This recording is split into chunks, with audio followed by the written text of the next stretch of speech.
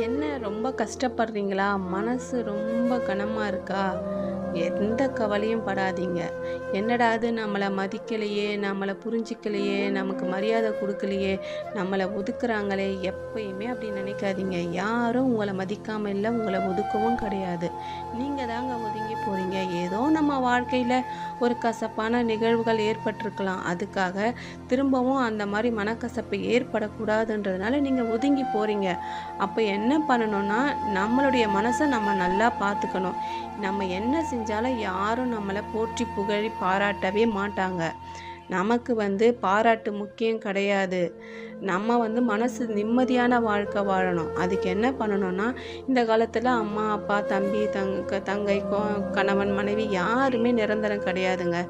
என்னதான் கணவன் மனைவியா வாழ்ந்தாலும், அவங்க திடீர்னு ஒரு நாள் இறந்துடுறாங்க. தனிமைய உணர்றாங்க. அப்ப நம்ம மனசு மட்டும் தான்